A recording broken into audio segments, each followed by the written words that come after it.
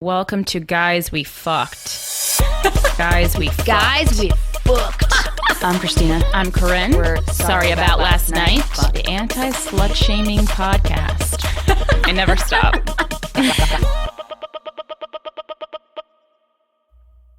Hello, everyone, and welcome to another episode of Guys We Fucked. Emphasis on the fucked. It's the anti-slut shaming podcast. I'm Corinne. I'm Christina. And, we're going to get into what you think we're going to get into. But before that, we got to do an ad. Everything's fine. The good thing about this ad is that it's from one of our favorite people. It's a listener who created her own fucking awesome beauty line called Badger Face Beauty Supply. And we love to share the work of listeners, especially women. Yeah. I mean, if you're a guy, you do shit that's great. Yeah. But just right now, we're concentrating on women. Especially today. Yeah. And so the woman who runs this company, her name is Christina. And oh, what a nice name. It's a great name. And she makes amazing products. They are completely natural and they have really fun names. Yes. And they're for your face, your skin, your hair. They have products if you're a dude who has a beard. Mm-hmm. I got the DILF kit for James. I use the anti-aging facial serum. I've been using that for the past 2 years, and it's one of my favorite things in the world because it's made my skin amazing. And I didn't realize if you have oily skin, you actually put oil on it. That's like good. Oopsies. It's so funny. So many times when I was working at the spa, people would come in and acneic skin, they would be afraid to put oils on it. But a lot of times the reason why your skin is acneic is because it's lacking moisture, not because you have to dry it out. So that's just a little fun tip. But yeah, these are made by a fucker. They're amazing products. We use them all the time. She shipped us a shitload and we've been using them. They have bath bombs. You got to go. So here's where you go. BadgerFaceBeautySupply.com. The link will be in the description of this podcast. And if you want 10% off an order that's over $25, just type in the offer code GUYS10. Guys, GUYS 10. The number 10. And that's 10% off any order over $25. It's BadgerFaceBeautySupply.com. New awesome site. Get some products. The holidays are coming right around the corner. And why not support a fellow woman? A fucker who makes some good shit. Mm-hmm. And if you want to see us in person, here are the dates for that. We're currently in our Airbnb in Venice, California.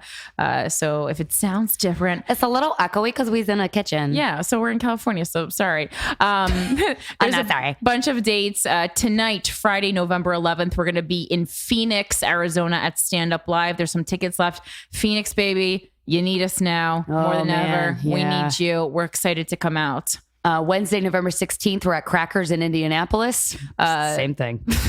Thursday, November 17th, we're going to be at the Funny Bone in Columbus, Ohio. Friday, November 18th, we're going to be at the Anathema Theater in Chicago. We're almost sold out. This is almost 1,000-seat theater. So if tickets are still available, click the link. We're doing a live podcast recording for that date, and we're so fucking stoked for that. And we know we can do it. On Sunday, November 20th, this leg of the tour comes to an end at Hilarities in Cleveland, Ohio. Cleveland, I know you're out there. Oh, I know Cleveland. There's an Ohio fucking Guys We Fuck fan base. So we need those tickets to sell out. And then we are back in New York City the week after that. Wednesday, November 23rd is the Comedian Project at the Standing Room in Long Island City. The show's at 9 p.m. It's $5 with code SEX.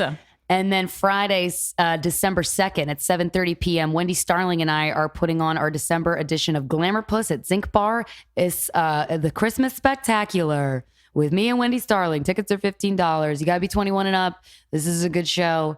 You should come for laughs because we need some laughs. And then that same day, if you want to stay up late, 11:15 p.m., Nacho Bitches, end of the year. And I put end quote, End Nation. Go on. A show at New York Comedy Club. Tickets are $10 with code Nacho. I do that show with Blair Saki. Always a fun time. We hope to see you there. And today's episode is brought to you by CISO. CISO, that's SEESO, is the new ad-free streaming service bringing you hilarious original series, handpicked classics, weeks of stand-up specials, and more. They have every episode of SNL ever, including new episodes the day after they air. Really insane. I love them because they put up the new Doug Stanhope special. I'm a huge Doug Stanhope fan. Was so excited to log in and watch that shit. So hilarious. You want the best new original comedy? You want CISO. And right now, guys, we fuck listeners. You guys can try CISO free for 2 months. Wow. When you use promo code GWF at checkout. These are shows you can't see anywhere else, from critically acclaimed original series like Take My Wife or Harmon Quest. And again, all 40 plus years of SNL. Just go to CISO.com, SEESO.com to sign up for 2 months free with promo code GWF at checkout. That's CISO.com, promo code GWF. Last one, guys. Last one. You've almost made it through the last ad. The other sponsor of this episode of Guys We Fucked is Lyft. You know about Lyft, right? It's the app that gives you a ride in minutes. It's on demand 24/7 for less than the cost of a cab. You just download the app on your phone, request a driver, and they're going to show up in 3.5 minutes or less. That's really fast. Every Lyft driver is vetted through their 10-point safety standard, including criminal and DMV background checks. You know you'll get around quickly and safely. That's very important. Lyft, it's one of the fastest growing and highest rated one quality over quantity. Thanks to Lyft, you got an easy way to avoid drunk driving. You never have to bum a ride, and you never have to worry about parking. And we've been in LA, and we've been worrying about parking. So that's kind of nice. We're actually going to take a Lyft to our Comedy Store show tomorrow. Yeah, we love lifting. Yeah, I love lifting. Right now, Lyft is offering our listeners of Guys We Fucked a very special deal. You can get 3 free rides up to $10 each. That's a $30 value if you suck at math when you enter promo code GWFD. So Guys We Fucked, GWFD. Just download the free Lyft app today, enter promo code GWFD in the payment section, and you'll start with 3 free rides up to $10.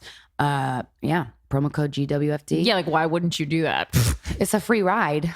Absolutely. So let's... wasn't there like an election? There was an election. Yeah, that's what I thought. Remember? That was fun. I think I do. For months and months and months. I remember being in a room full of people at the Ace Theater in downtown Los Angeles. And we were all happy. We were a little anxious. I was anxious the whole day. Oh my God. I woke up with vicious diarrhea. And Bill Maher, I kept listening to Bill Maher say, don't say Trump's never going to win. That's dangerous. Yeah.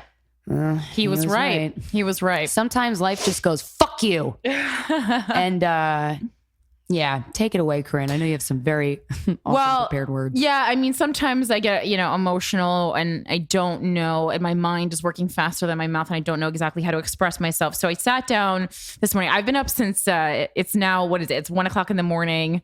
And I've been up since 6 a.m. I fell asleep on the couch. Well, I kind of like made myself go to sleep on the couch. I was like, I'm punishing myself on behalf of America. I don't know. I'm so weird. Christine and I ate a shit ton of McDonald's. So many fries. We ate so much McDonald's. I drank sweet and sour sauce. You did. Because I was sad. Yeah. And so this morning, because of my openness about my political and social views, I woke up to a Facebook inbox message from a girl I went to high school with, a girl I would consider myself to be friendly with, a girl who has a mom who is a teacher at the high school I went to. The message read, and I quote, "You have a podcast called Guys We Fucked and talk about blowing people, and you post yourself naked on the internet. How about you have some respect for yourself before you post this shit? Don't you dare put me down like this. Don't you dare make me feel this way." By this way, she means responsible for her choices as a voter and an American citizen. Responsible for being a woman who voted for a man who talks down to women and thinks less of us. Today should be a day of celebration, but it is not. So instead of weeping and being angry, and I have done both of those things already. Same. Today's agenda has changed. It is now a call to action. If you think Hillary Clinton's campaign had nothing to do with being a woman, I cannot tell you how wrong you are. You didn't need to vote for Hillary Clinton, quote, just because she is a woman. But you need to recognize that what just happened is a big statement on how much fight we as a sex still have ahead of us. We will never have the respect and love of others if we cannot first respect and love ourselves. If we had banded together, we could have done this easily. We make up more of the population. Us not being able to put our trust in another woman shows that we still do not think ourselves capable of doing a, quote, man's job. I am not scared. I will continue speaking up. I will continue giving a voice to women who have not yet built up the courage to speak for themselves. But yet again, I am disappointed in us because I know the beauty of which we are capable. And I hope more than anything to live long enough to see a woman victorious in the fight to the White House. I wanted it to be Hillary Clinton so badly, but she had too much fighting to do to stay perfect along the way. And perfection is what we require of our women, not our men certainly, but of our women. We talk on this podcast a lot about rape and what a rape survivor can do. I always tell them, if you are comfortable, I think the best thing you can do is speak out. So today and for the rest of our lives, we must speak out. If you are a young woman listening to this podcast, unsure of what to do with your life, unsure of the meaning of this all, unsure of if you even matter at all, you do. You matter a lot. Whether or not you want to be, you are a part of this fight. And I hope you will be an active soldier with us in this fight. We need you, not begrudgingly, but passionately. I hope you will consider a career in politics or social work or something that gives you the loudest voice you can have. Jobs that make you a lot of money are nice, but as someone who hasn't had money for most of her life, I can honestly tell you that times in my life when I was my poorest were some of my richest because the fire inside my soul was so very hot. We treated our first female presidential nominee like a character in the movie Mean Girls. So many women I know called her a bitch and a cunt, and even yesterday voted for her, but then left the voting station and trashed her on social media. Even when it comes to selecting our president, we morph into the monsters men think we are to one another. Every stab of the knife into another woman becomes a step for a man to climb up the ladder of patriarchy. Dramatic? Fuck yeah, it is. Watching Hillary's concession speech this morning broke my heart, not because she lost, but because I felt her sadness and disappointment in herself for thinking she failed. She did not fail. We failed her. Every step of the way we failed her. Every time we told her how to dress, how to cut her hair, when we bullied her into taking her husband's last name because that's what proper wives do. We told her to shut up every time she spoke up. Yesterday, the day before the election, I discovered a Susan B. Anthony quote from 1898. She said, "Our souls ought to be on fire, and yet no one seems awake." 118 years later, we still didn't wake up. Because of that, Donald Trump is now our president-elect. I hope you are all awake now.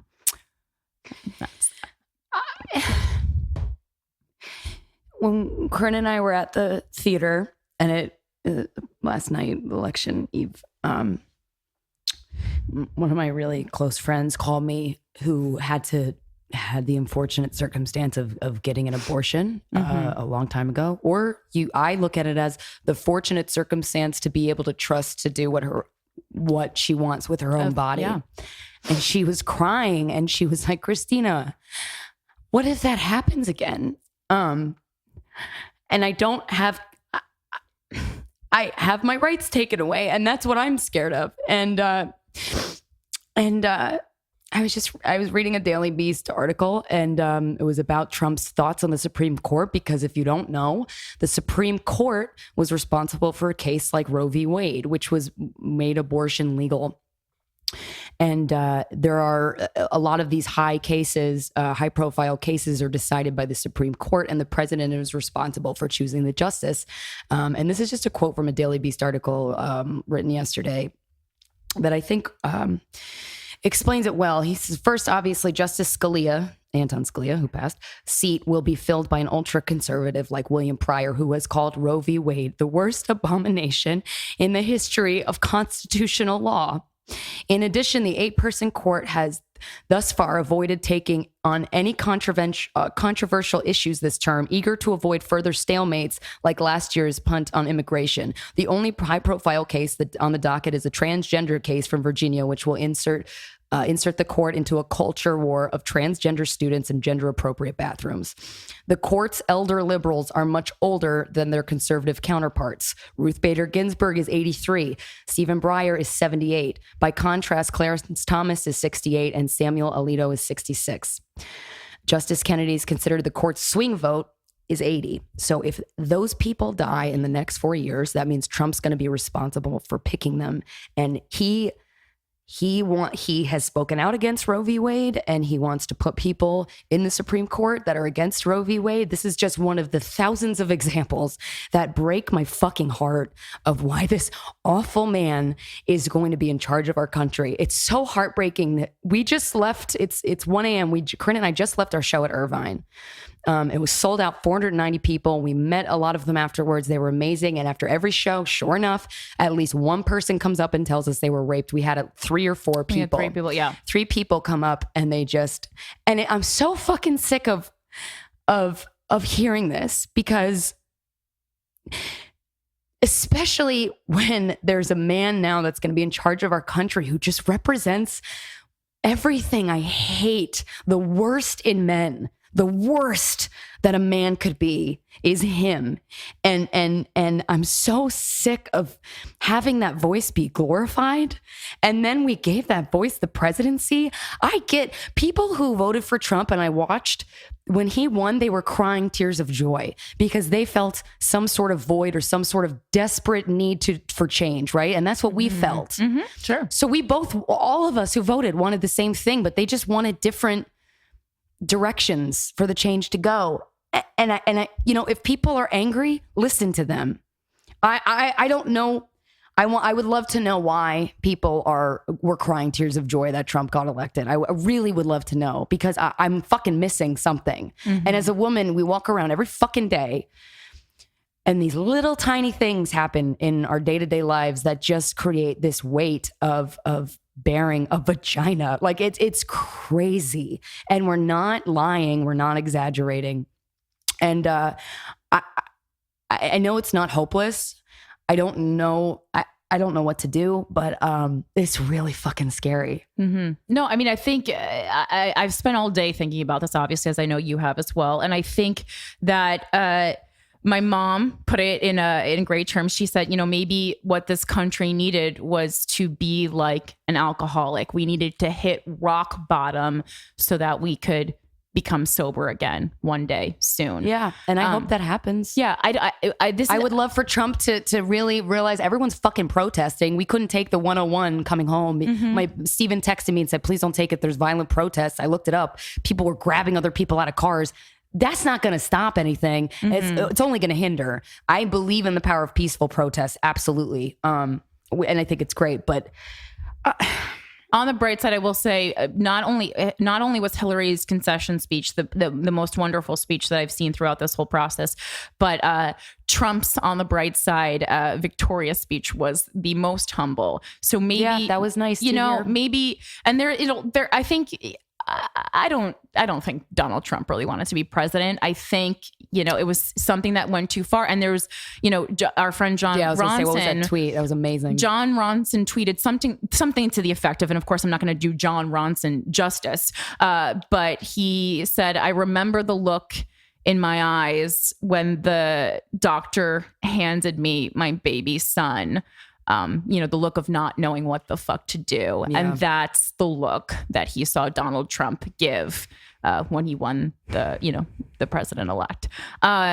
So yeah, I think this is a wake-up call. Sorry. We can't be passive citizens. We must be active citizens. And I know we catch a lot of flack sometimes for being especially hard on women, but guess what? We are women, so we have the power to talk to you in a way that we can't talk to people whose lives we don't know. We are white women, And I have to tell you, 53% of white women went out to the poll. Who voted? Everybody who voted. 53%. 53% of the people who voted for Trump were white. 53% of voted. 53% of white women who voted. Yeah.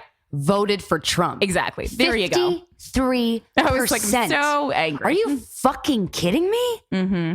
Mm-hmm.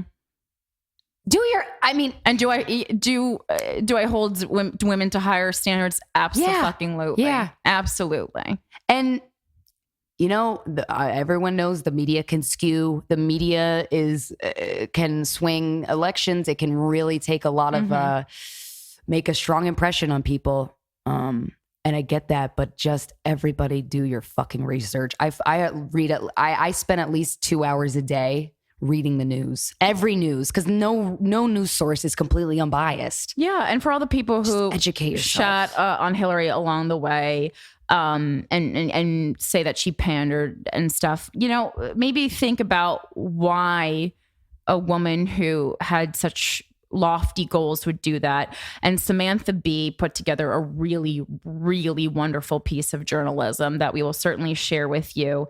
Not saying that you have to agree with whatever Hillary said. We're not saying that you have to think Hillary is a saint. But if you were a woman and you truly felt Donald Trump was a better option than Hillary Clinton, you need a moment of self-reflection. Absolutely. And one of the things that the Samantha Bee piece said was like after graduating Harvard, it was mere years after women were allowed to get credit cards. Mm-hmm. Yeah, it's what the fuck. Just really think of it, and for all of you who are sad right now, and who supported Hillary Clinton like Christina and myself did. My mom had another great idea. She said, She texted me today, and she said, "I'm going to write Hillary a thank you note." And I know that sounds like, what the fuck is like? And I thought that was such a great idea. My mom has always encouraged me to write letters. And I've written so many letters to companies seeking change or voicing my opinion. And you know what?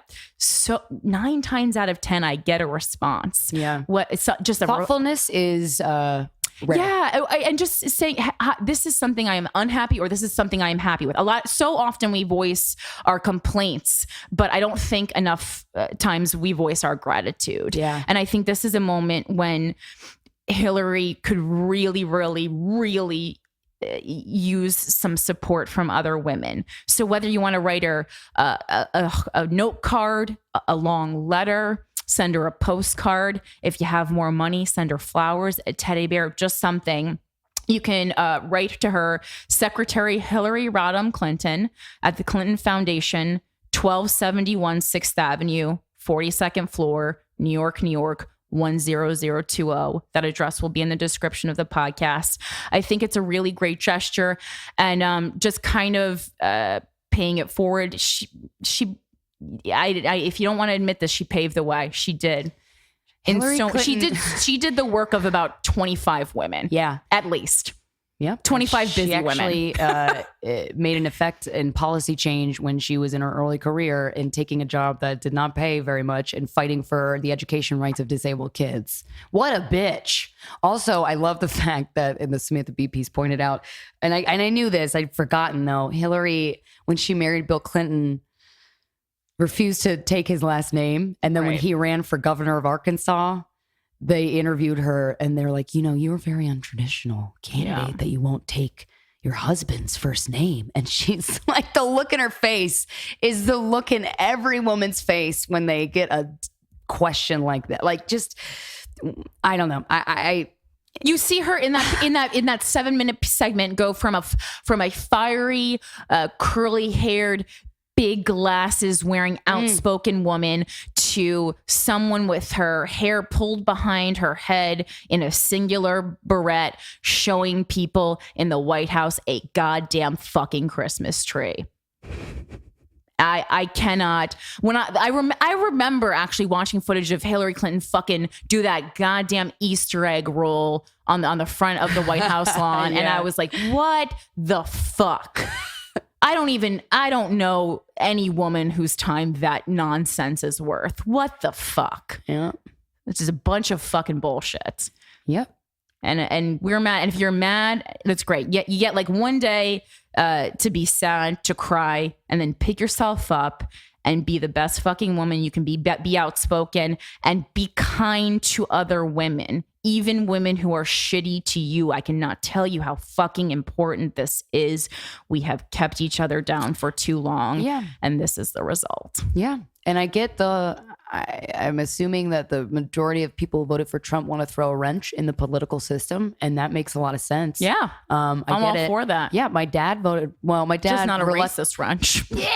Just don't put the wrench, it's racist, misogynistic, homophobic, want to take away rights. We need change. We agree with that. The political system isn't and great. Hillary's part of politics. The crime bill that Bill Clinton enforced in his presidency was fucking awful. And Bill Clinton has said that. And Hillary Clinton has said that. They're like, yeah, that was awful. And it ruined people's lives. And it's like the fact when somebody can fuck up so royally like that and recognize it and apologize, that's something that I don't see often in politicians. You certainly don't see it in fucking Donald Trump. He hasn't apologized for shit. And also, we just have to. They've been in politics almost all their lives. Both of them, both the Clintons, no matter what you think of them, and they're humans, and they are allowed to make mistakes. And they are allowed to progress with the times. If one more fucking person tells me Hillary wasn't for gay rights when we were in high school, yeah, because pandering is part of politics. That would have been career suicide. Barack Obama was against gay marriage. Yeah, she needed to not be for gay marriage so she could get to the top. And when she got there, she could be like, "Hey,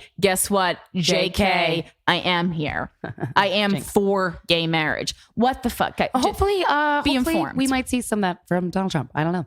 That would be awesome. That would be awesome. I hope for the best. Mm-hmm. And we have to accept that he did win fair and square according to the Electoral College. Can't do shit about that. Hillary won the popular vote, but this is the way our system is set up, and Donald won in a quote rigged system. But obviously, yeah, he said the system's rigged. That's why he was so shocked when they were like, "Yeah, you're gonna be the president." He's like, "No way, what?" Yeah, because if the system was rigged, Hillary Clinton would have won. So he won fair and square, and we all need to accept that. We need to accept that, but we do not need to be happy with that. We do not need to be satisfied with that. And when and if the horrendous policies and promises he has made start coming to fruition, we need to speak out. We need to protest. We need to say, "Hey, this isn't okay. Not okay."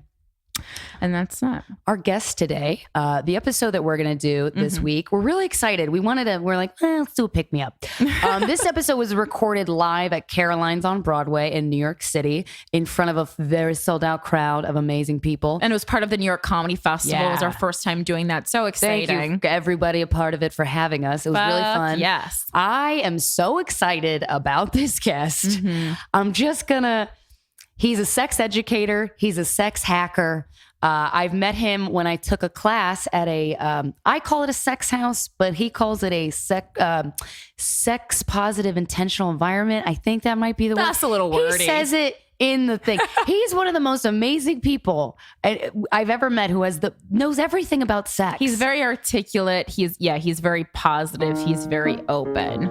So we talked to a few fuckers on stage, and then we welcome our guest. Ladies and gentlemen, give it up for the wonderful Kenneth Play. I've been around for way too long. The heart is too weak, but the coffee's too strong. I've been around, I see what I saw, but I never was a woman who would break the law.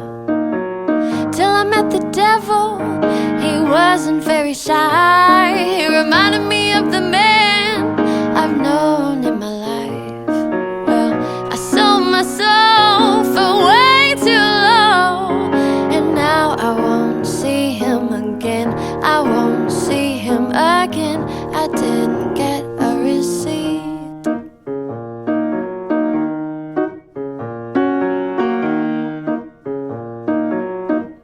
Please give it up for the co-hosts of the Guys We Fuck podcast, Corinne Fisher and Christina Hutchinson! Wow. This is fun. Hi. Oh my God, you guys. Thanks so much for coming out and selling out our show. This is so wonderful. I am hungover as fuck. You know, you just don't keep track of how many drinks. I mean, that's every time I drink. Yeah. Yeah, I usually keep track. And I didn't. It was so sweet. I was at an event and I was trying to like network. And Steven was like, I'll go play pinball so you can go like flirt because no guys are talking to you right now because I'm with you. And I was like, that is so considerate. I love you. Thought it was so nice. Selfie? Wow. Shameless. Shameless. Right in the front row. Me going like this. They're like, this show is sold out, but look at our faces. Anybody, yeah, your haircut says it all, sir. Really into it. Yeah, it's good. Wow, you guys get baked chicken? Damn. Oh my God, and you're wearing a sweater. This is great. Yeah, I was like, what? This is not our normal demographic. What's happening here? Yeah, what was there a... Are you here to learn about consent? Because that's what it looks like. We're gonna be friends. No means harder? That's not true. What do you do for a living? Oh, crazy. Oh, wow. Don't throw him under the bus. His haircut does that for him. Yeah. You guys are fun. Oh my gosh. Oh wait, I just do this all night. I know. All right. Oh, okay. So at the beginning of these live recordings, I know if you guys listen to the podcast, I'm assuming you do. We read emails. They just stumbled into the guys we fucked show. There was cartoons on the post-it, and I was like, guys, Yeah. Apparently at the last show we did, because the F-U-C-K is asterisked out, and they're like, I thought it was guys we fooled, and I was like, you're a fucking idiot. No. That would be a more interesting show, though. It's a weird prank show. Fool Jeff. Yeah. Jeffrey Gurian would be on that show. 100%. Yeah, I'm gonna get fooled. Love Jeffrey Gurian. Shout out to Does Jeffrey anybody Gurian. in here want to come up on stage and ask us a question about like a dilemma you're having? Yeah, not about us. This is Not about about you. us. God, This is no. the only time it's going to be about you. Do you want to come up? Get Come out of up. your system now. Oh, nice and close. Yeah. Very nice. Okay, Take you can a go seat. next. Take a seat. Take a mic. Take a water. What's your name? Amanda. Take the mic here. Amanda. Nice. What's up, Amanda? What's going on? Hey, girls. Hey. I'm so Hi. happy to see you guys. I'm so happy to be here. Thank you. Happy to have We're you. happy to have you, yeah. Okay, so my problem? Yeah. Yes. Okay. It better where be I tell really you. bad, otherwise we're going to make fun of you, Yeah. just so you know. Okay. She's like, I got to change it now. Don't change it. Okay, I won't, I promise. So, I date a lot of guys, right? But sometimes I feel like I'm wasting my time because I go on a few dates, you know, I get to know them, take time texting them, and then what if they have a little dick? Was this staged? Wait, so when by the just time you see it, happened? what do? I took time to text you, and you have a little dick? Yeah. Is that what you said? That's what I think, and then I'm Okay, like, good, 'cause that's my stomach hurts, mean. I gotta go. But and then it's like, and then I'll get judged if, you know, after the first couple texts, like, dick pic? You asked for a dick, right? Because you want No, to make. I don't, because I feel Oh. like I'm gonna get judged about it, but that's really what I'm thinking. Like, all right, you seem nice, good job, you know, you're funny, you're sweet, blah, blah. Would But I you wanna judge a know- girl if she asked for a dick pic? Don't lie. My husband has a huge dick. Oh shit! All right, I was wrong gonna person, say. Wrong person. Wrong You have a person. straight cousin. I didn't want to assume, but I was like, oh, if you That guys were makes couple, I much would more like that. sense, because I was like, no straight guy is like sitting front row. The guys we fuck Eating show. a half of a baked Wow. chicken with Yeah, kale. there's a reason though, because you want pussy, so. Yeah, wait, would you get weirded out if a girl asked for a dick pic? Would I Don't do lie. Would it weird you out? No. No, Okay. you wouldn't think she's a slut. Well, would you think she... And if, I'm sorry, if a guy thinks you're a slut for asking for a dick pic, tell him to fuck off. That's stupid. However... Sorry, I like dicks. Like, don't you want that? Yeah, but Dumbass? however, like, what if before you, like, went out with a girl, like, with someone went out with you, they were like, can I see a picture of you naked so I can make sure you're not wearing Spanx and you're not fat? You True, know? good It's point. kind That's of a the same very thing. good It's- point. It's a little shitty. But I could do something about wearing the Spanx. I could go to the gym. I could work out. I wouldn't need the Spanx. He can't do Yeah, nothing but you're about a not little going dick. to before Yes, the he can. date. Yes, he can, because he's got these. The hell you talking He got about? this. Oh, ooh, I lifted it. Oh, you saw that? Shit. I licked the mic on accident. But So it's okay There's other to ways. ask for the dick pic, or should I not? I mean, you gotta feel it out. See, he said no. Oh, well, okay. Why? Number one, he's not the co-host of the Guys We Fuck podcast. And but secondly, listen. So if it's something that's important to you, then I think it's okay to ask. Okay. But what I'm trying to say is like maybe don't be so obsessed with dick size and like more with like personality. Yeah, definitely. Someone not hitting you, you know, things like that. It's a plus. Because if you're Unless just you going wanna off be- dick size, like Yeah. how small is this? Like, do you need a huge dick, or is this like someone with a problem? No, but I've had like this bad luck, and it's like, come on, How I need small are to do these something dicks? about this. I felt like the condom looked baggy. I don't know. Oh. I was like, what the fuck is that? What? Oh. All right. Well, And then now I'm traumatized. You're traumatized. Jesus. Well, I'm glad that's the worst thing that's ever I have happened them to you. under micro dick. Micro Right, multiple micro dicks. Yeah, like micro dick 1, micro dick 2, but then I delete them. So how many guys have had micro dicks that you've? Oh, maybe like 3 or 4. Wow, Yeah, that's a that lot of micro dicks. sucks. But also, if a guy has a micro dick, I would also imagine there's a possibility that he is very Like good at skilled other at things. going down on a girl or fingering a girl. And also, there's ways to combat, having a small The dick. crowd with- started discussing amongst themselves. They're like, yeah, that's They're like, that is actually true. I'm That's very a good at great cunnilingus. point. I will prove it to you right now. So, I mean, your preferences are your preferences. I don't think it's wrong for you not wanting a micro dick. I don't think you're a bad person. Thank you. But, have you asked in the past for dick pics and it didn't go well? Okay, so I have asked for dick pics, and then they say no. Like they'll send me a picture with just like the then little they're not V. comfortable. But then I have asked for dick pics, and they're like great dicks. But the ones who don't want to send them, I'm like, oh man, but I'm still intrigued. It's a mystery. And then I Yeah. go and I'm like, shit. fuck, I should have took the hint. No.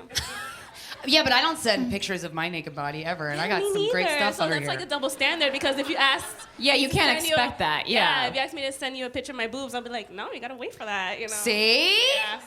He wants you to wait. I just said double standard. He can want you to wait to see his dick. It doesn't mean that it's a certain size, but just know every girl knows there's a bargain that you take when the pants unzip and you're like, what am I in for? Exactly. We'll see. Exactly. And so Yeah. I mean, that's part of the fun, kind of. Yeah, Even when it's it's like bad, a- you're like, oh, well, I was entertained. yeah, it's like unwrapping mystery chocolates or something. There's other value besides like getting good dick, like having a good laugh. Not Honestly. in front of him, privately. Thank you. Don't do that. That's rude. So Yeah, don't rude. laugh at people's faces. Yeah. All right. Does that help a little? I don't know. I think I still. Why might don't you try to just ask for ask it. what's your dick like? And if like maybe, they could either have a funny response, like people are pretty open about that. And it's a little less aggressive than like dick pic, please. Yeah. Right. Well, you guys can do that. Well, I mean, there is. What was that site that reviewed Lulu? Yeah, is that still Yeah. up? Is that still going? No, it got taken. I think it turned a little mean, which of course it did. Yeah. Well, everyone's mean. Humans are monsters. Guys, we're, just so you know, like feminism is fun. We're all talking about, how evil men are, but you guys are bitches too. So Women can be pieces of shit too, and we're that's all feminism. pieces of shit. Yeah, for sure. All right, cool. Thank you. Yeah. Thank you very much Thank you for coming. coming up and chatting with us. Person over there, just be honest. Whoever that was, whoever you were over there. Yeah, come up on stage. That I pointed to Do before. you ask for dick pics, Corinne, or Do I have what? do you ask for dick pics, or do you? No, you get 'em. People just send them to me, but I've never asked for one. Never. No. You just got the face that's like, I'm gonna send this girl a dick pic. Yeah, well, I mean, I don't think it's my face. I think it's my personality. Oh yeah. I mean, unless my face looks like Come a on up. penis. Come up. Hi. Hi, what's your name? My name is Shannon. Shannon. Hello, nice to meet you. Nice to meet you. Is this also a cock size related problem, or? No, it's a different Okay. kind of. It's not a problem so much as an outside opinion might be Cool. needed. I'm Yeah, just gonna- just closer to the mic. Thanks. Cool. Oh boy, I don't like where this is going. Uh-oh. An outside opinion might be needed. No, it's not like settling an argument. It's just curiosity. Okay. On a subject. So I have a long-term relationship. It's pretty great. Do you Really wish it good. was long distance? It was. and Freudian. It was the worst thing ever. Okay. So Okay. it's not anymore, and it's great. Cool. And like sex is A++, like all the time. It's great. It's awesome. And Is that person here? He just heard a laugh. and Go on. but recently I've been unemployed, and so like stressed out, not sleeping Yeah. so great. And so sometimes, and he's got a pretty stressful job, so sometimes at night it's like I gotta go to sleep, and I respect that. No means no. You just move on with your life. Right? Right. It does Yeah. mean no, yeah. Consent works both ways. Yes. You just gotta lay off. And so, so sometimes if you wake up, say it's 3 a.m. in the morning, and you're tossing and turning, you want to go back to sleep, you got a job interview the next day, and your partner's asleep, and you don't want to wake him up because he's actually got to go to work and do stuff and make a difference. think I Is know there where a this is problem with like helping yourself to sleep? Jerking off. Yeah. Yeah. No. Yeah. No. While the other person's in the bed No. sleeping? No problem. Yeah. This was so easy. This was the easiest question we've ever Yeah. gotten. I did Absolutely that not. last No night. problem. I mean, Yeah. Okay. Yeah. Okay. But have you asked him about? I mean, he's not gonna. no. Do So you, I do you use a vibrator or no? No, I it was do. like it was just like I'm on the other side of the bed to where the vibrator draw is, so I wasn't Oh, gonna that like sucks. climb over him. Like I was Dude, trying to make put it sure. under your fucking pillow. Yeah, Duh. that's a good idea. Yeah, what you do. I was just trying to make sure he got a good night's sleep. I didn't want to bother him. That's sweet. And I was, And sometimes you go on the couch if you feel like you're gonna bother I him. was like quiet and like We already said it was fine. I don't think that's yeah. You feel very guilty for some reason. But if James started jerking off while you were sleeping, He and you woke has, up- and it was fine. Okay. I just We wanna, both done it. Like it really doesn't bother me. Yeah, it's If I was asleep and he woke me up and he's like, I can't sleep, fuck me, I would be like, fuck you. Like, that would be the So, worst. yeah, Oh my god, okay. my contact just fell out. I was so aggressive about that. Wow. Do you want me to hold your mic? God damn it. Mhm. Yeah. So I did it last night, and it's Steven. You weren't mad, right? You didn't hear it. No, we're cool. Yeah, he's cool. Yeah. He's Okay. cool. Yeah. And so like I guess an addendum is like if they're like playing video games and you're bored, is that okay? Like Just start masturbating right next to him and see what happens. yeah, that's a good idea. So honestly, sometimes like Steven will do that, and I'll be like, well, now I want to fuck, so you got your wish. there you go. Yeah. And it's kind of nice. All right. Well, thanks. Yeah. I hope you get Thank a job you. soon. I mean that in a good way. I'm not like being a fucking job. Like no, seriously. Good luck on your job search. Thank you. Thanks for coming and talking with us. Thank you for Give it up for her. Is your contact okay? No, it's okay. Thank you, though. That's very nice. Round of applause. She just offered me eye drops, guys. Oh, what a nice I've person. never felt better. Okay, so I talked about this very briefly on one of the podcast episodes that Stephen and I took a sex class at a sex house. Did I say that? I think I said that on the podcast before. We did. I don't know if it was clear that was a sex house because I didn't know that. A sex house. It was like the real world, but a sex house. It is a town. Anyway, I took this class. It was all day long with this woman named Dr. Jana and this gentleman named Kenneth Play, and it was so interesting and informative. And one of the things that Kenneth had touched on was sometimes he teaches seminars where he'll like make like he says every girl can squirt. We'll ask him when he comes up. He's our Right. guest. But yeah. And so he's a sex educator. He's a sex hacker. I don't know what the fuck that means, but we're gonna ask him. And he co-founded this sex house, Hacienda Villa. Ladies and gentlemen, please welcome our guest, Kenneth Play. Oh, okay. Hi, Kenneth. How are you? Hello. Kenneth. Hi. And just be careful. There's like a little hole that we were warned about that your chair could fall in by the festival. Oh, I didn't know that. So Whoops. that was exciting. I didn't know I gotta fall into a hole Yeah, already. you could fall into a hole. So nice jacket. I just want to, comment on that in front of everybody because I feel like everyone's thinking it, so I'm going to say it. It's so nice to have you here. Thank you. And are you wearing the clit ring? Yes, wearing the Is clit that's like a new? Isn't that a new thing that the clit now is that big inside of you or something? ring. No, like I a new just like latest to discovery. increase a little clitoracy for everyone, right? Wow. Okay. Yeah. So one of the things that you told me you did, you mentioned it in the class. You didn't do it in the class, but is every woman can squirt? Or you have this theory? No, I think not everybody needs to squirt, and you do not win a medal if you could squirt. Right, but it's possible. But it's possible. That's what I'm. Yeah. I think many women could have that experience, but I think the media kind of overhype squirting. You know? Well, that's for damn And sure. it's also not an orgasm for most people. It's a different sensation and experience, but some women could have an orgasm accompanying the squirting experience. So it depends. But I do think that if anyone who's interested in having a new sensation or a sexual experience is worth exploring, because I don't think most manual sex or finger banging, most people are stimulating. Is that an educational term? the banging. G spot in the right velocity on the right angle. So I like teaching techniques. Jesus. I feel like you know more about my vagina than I do, and that's very disturbing, but also a fact. So what am I gonna do? How did you go from being born to fingering women on stage to show people how women can squirt? Like, what happened in between there? Well, that's kind of a long story, but this is how I actually start most of my presentation. My name is Kenneth Play, and I have an average-sized penis. Nice. Yeah, you do. Why do we start with that? I think it's kind of terrible to reduce sexuality into what our genital looks like, how big our genital is, or reduce it to just function. Hear that? Or reduce it just to function, like how long can we fuck? Can we get a dick hard on time? Or, you know, how wet we are, and, you know, if we could have 10,000 orgasms, we could squirt. So I grew up with a lot of sexual insecurity growing up.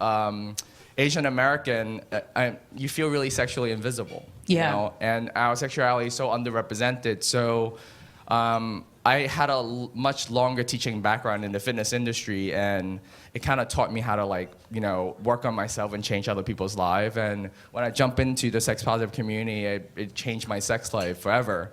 And I thought originally, you know, getting fit would get me lay and, you know, get me more confident, and did not really do that. I was able to talk to more people and have a little bit more confidence, but I was overcoming all my sexual insecurity that actually helped me connect with people. So Right, so then because I wanna share having that, six-pack has nothing to do with It being helped- able to walk to Cindy and be like, hey, I want to ask But you out it to does. dinner. The external stuff doesn't actually change your internal experience. So, you know, sometimes when you watch porn performers, right? They look like they're having incredible sex on screen. They might not feel that good, actually, while they're doing it. So I had 4 girls give me a blowjob at one time. I was thinking, What? And I was thinking, wow, this is like every man's dream. But I thought that blowjob was kind of terrible. So, so on a technique You level. finally get so- your dick sucked by 4 chicks at once, so you're not happy. Cool. No, just kidding. Well, that does sound kind of horrible. How can 4 girls blow 1 dick? Exactly, it's not very functional. The other 3 are like, Right, because like towards the end, consistency is so key, and then you keep switching. oh, it's so annoying. I got that. So wait, what are your parents? Who are your parents? Like, what are they like? Well, yeah, what are your parents? What do they do to you? I have a very typical Asian mom that still kind of confused about what I do, but That's a stereotype about Asian moms. Yeah. But it's actually interesting talking to my mom about sexuality and the lack of education in her generation, and kind of relate to her a little bit better about like not knowing anything, and then you just get basically the, you know, default package from society, like this is what sex should look like, and we always mix romance with sex, right? Our sexual desire have to mix with romance, and for some of us, after coming to the Hooking Up Healthy, I was like, why are you looking at me? that our sexual desire doesn't necessarily have to mix with our, you know, romantic desire. So I think having a more of a dialogue or a conversation with my mom really helped. And still, I think she just think it's funny, and it's kind of weird that like my assistant recently like I was teaching a squirting workshop, and she invited everyone on my Facebook list, and guess who's on my list? Your mom. My mom. I was like, no. Your mom got invited to your squirting I was like, workshop. oh my God. I was horrified. Did she decline or did she say maybe? She's like, what the fuck?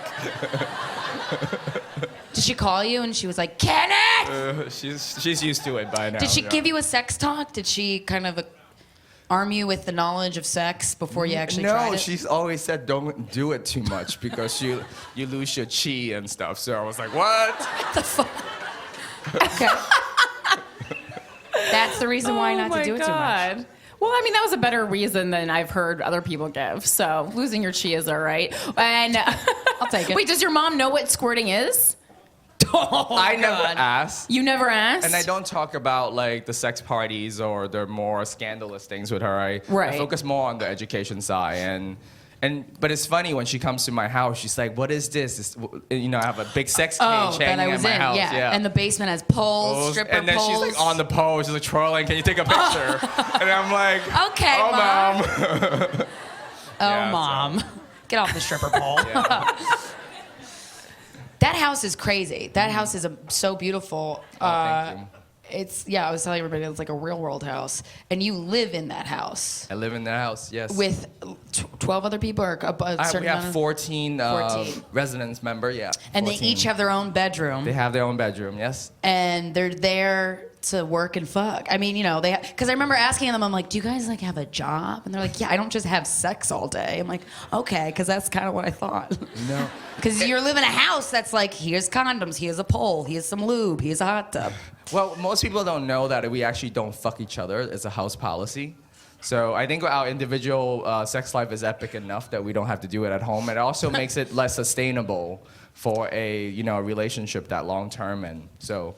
Have people, because obviously there's a need for that rule. Then I'm assuming it didn't work out in the past. Like, has that rule been broken? No, It seems like it's been broke. Actually, no. Are Surprisingly. you sure? How do you test? It's also not a rule. It's strongly discouraged. Because it's not, fuck that. But however, we don't fuck each other, but we could teamwork a lot. So it's really easy to have a gangbang or threesome if we want to work it out. We're partnership, yeah. How many gangbangs do you have in like a month?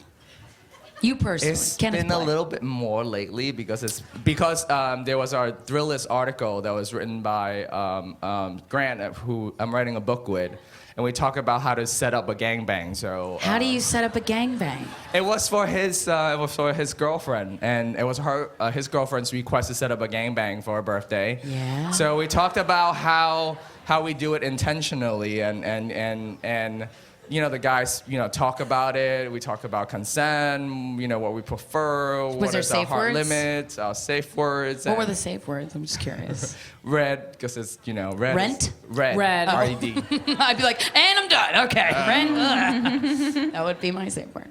But but it was really interesting to do it in a very female-centric kind of way. And most people think gangbang is for like the guys, working together, but it's really we're just in service. And the best part of that whole gangbang, My dick is in service to you. it was halftime when she said she wanted a break, and she told us to line up right across and do a helicopter together for her birthday.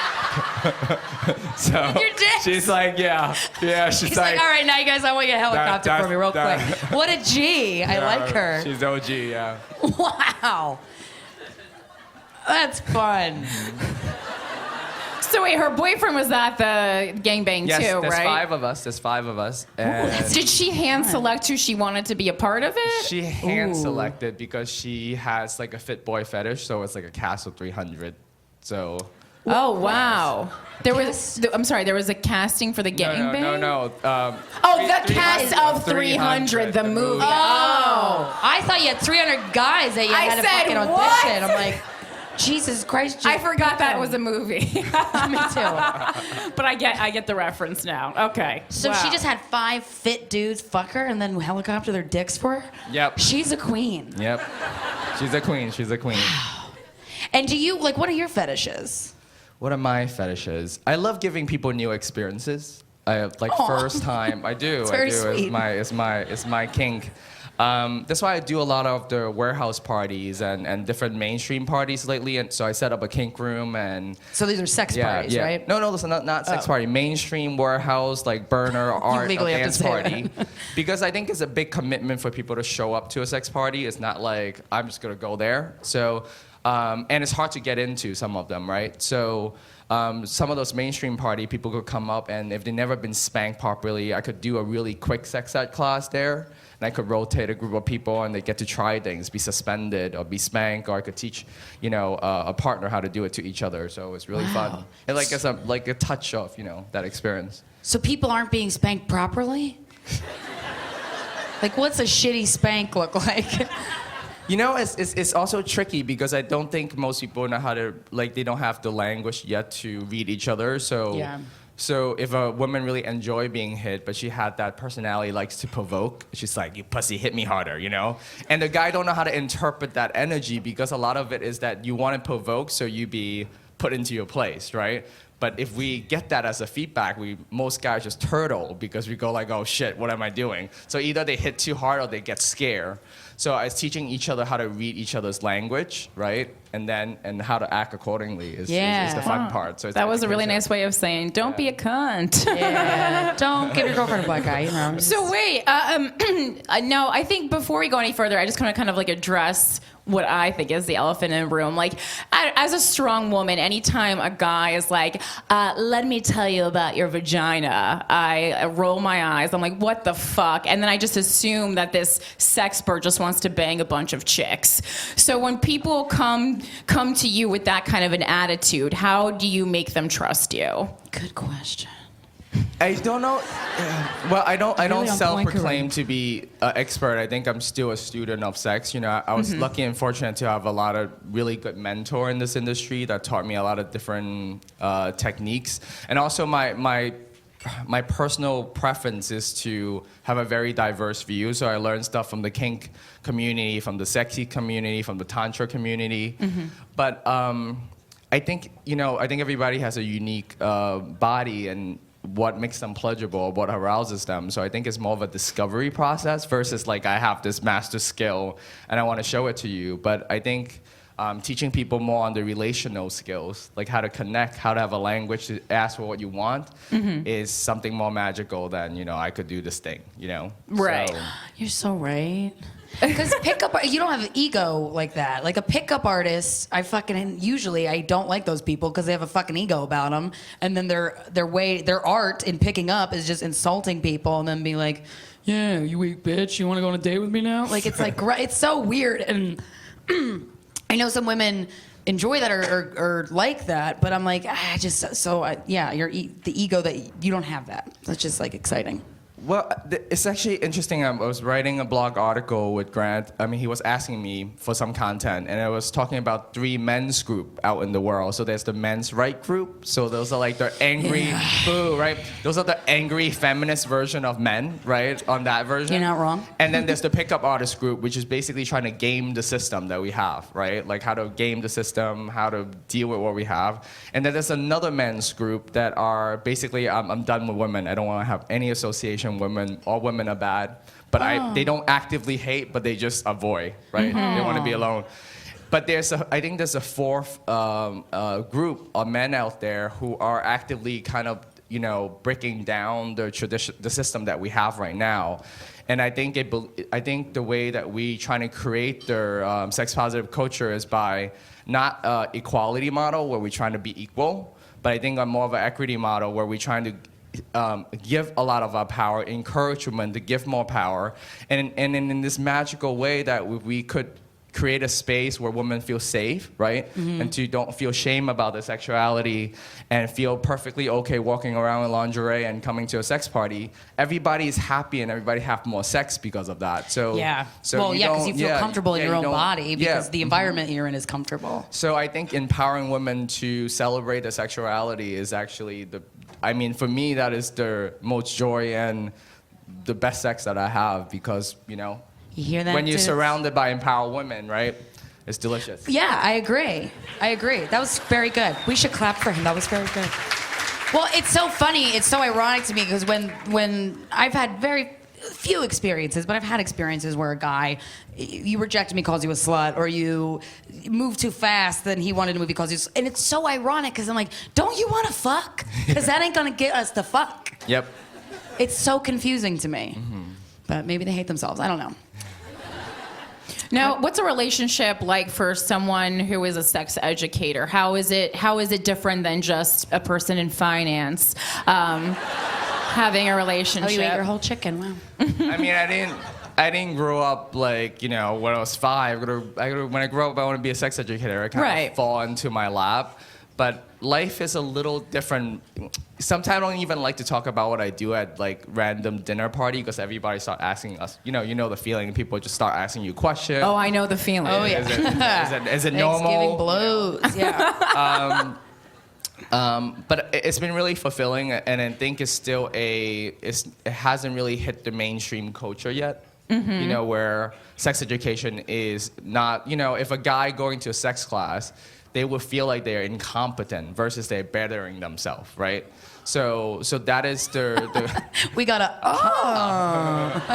right? Because we've been taught that, you know, you should be naturally good at sex, which is kind of crazy. Like we were all born hungry, but not everyone know how to cook, right? So Yo, that's a good line. Kenneth, play. You blew his mind. You blew his fucking mind.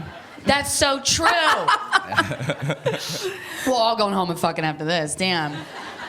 Yeah, no, absolutely, but like a personal romantic relationship, because I obviously sometimes, like with us, it was this podcast, and people, well, you know, for me, I was single when we started this, and people were certainly hesitant to date someone who talked about sex and promiscuity so openly, because they thought I was gonna be like hard to trust or just dirty, you know, other fun things. Yeah. So, how do you explain? Are you heterosexual or just?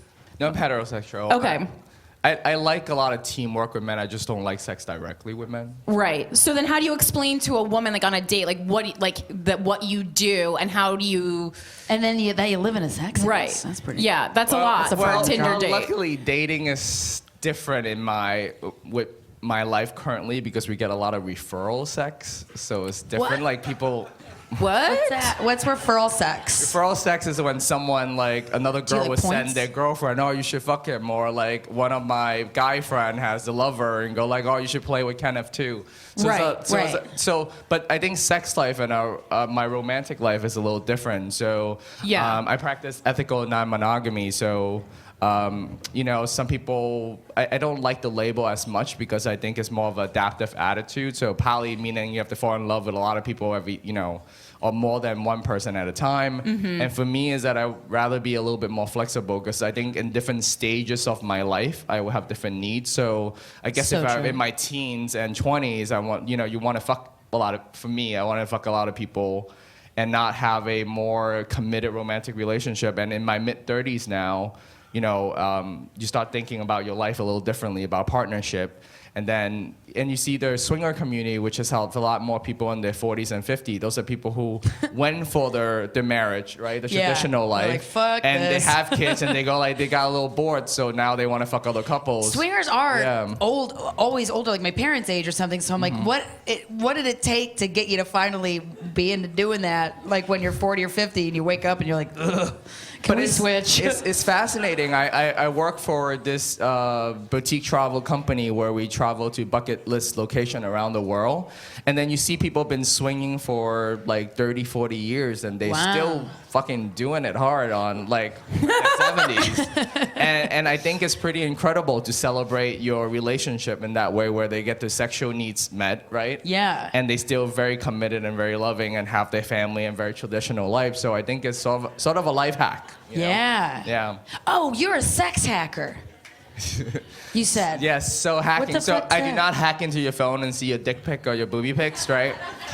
I think sex hacking is about creating, offering really clever, simple solution to some tricky problem. So, like, for example, a lot of people...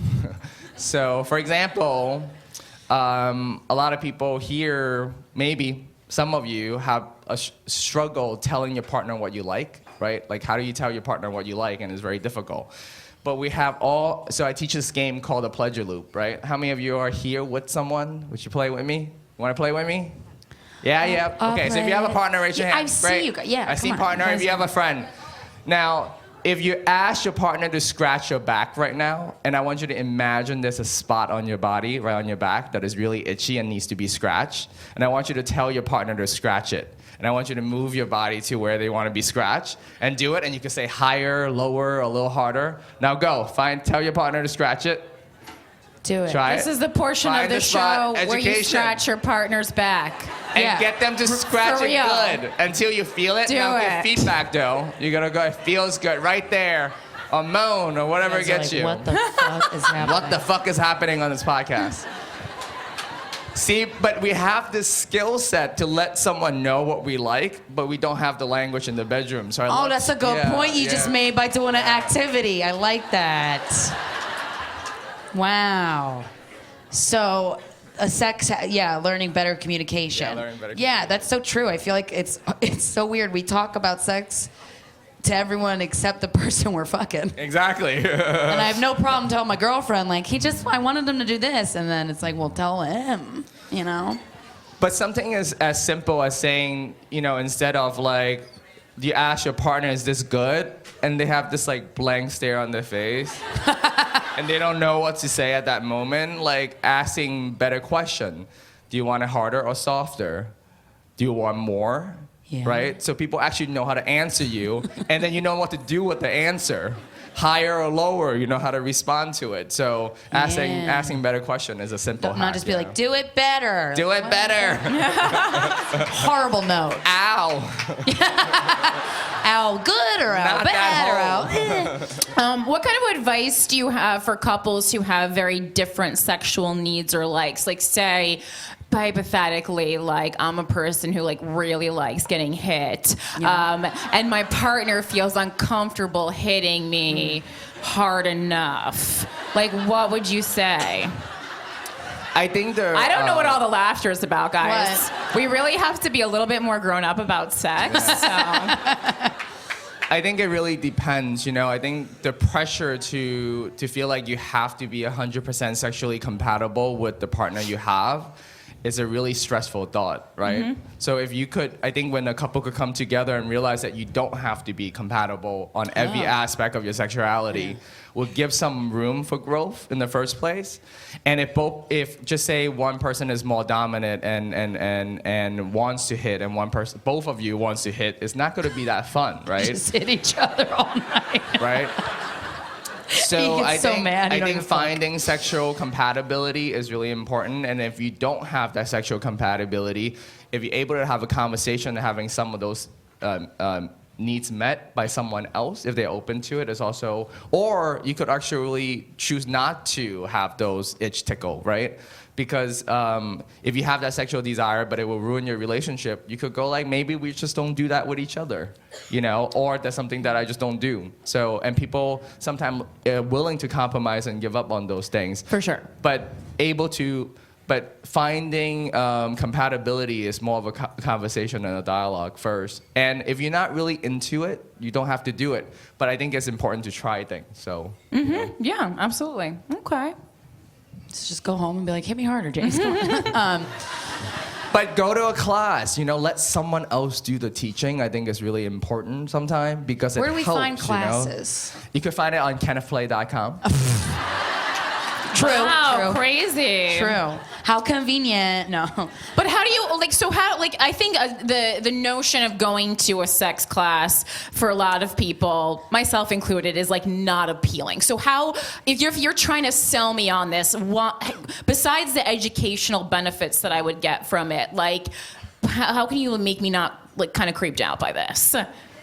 I was actually really surprised because when I was teaching the Play Lab format, so a Play Lab is, if you could imagine, like sort of like a hybrid of a TED Talk to a yoga class.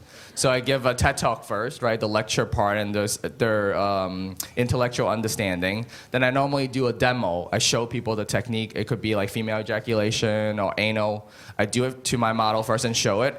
You have anal sex? Yes. On stage? Yes. And Yes. then you make them squirt? Yes. Okay. And then and then the third is that I let people practice like a yoga class. So you start with different poses, so different technique, and you do one by one, but not with the entire class. You have your partner, and you do it one at a time. In the beginning, I thought New York, people would go crazy, to a event space in Bushwick, right, and try that kind of class. But I was really surprised how comfortable people get because they realize it's really about the education, and also in some way that I know most people will not just show up to my class, so I've been doing a lot of live, Facebook Live and show part of my presentation, so people get to get an experience online first. And I give away a lot of content. I do this pay what you can model, so more people have access to my work. Sure. So on my website, there's a lot of free content, so you could watch it first and get to see what it's like before you make that decision. So people just have anal. So in these classes, the couples will just go off and just stick. No, it they're in the not butt. going off. They do it like a yoga class, so they all. But how Does do you everyone do have that a with mat? anal? I mean, what's the difference between? I mean, do you go through the steps of like take off your underwear, and then everyone takes off their underwear? All right, Yeah, whoever wants to get it actually- up the ass bends over, and then whoever wants to get up the ass bends over.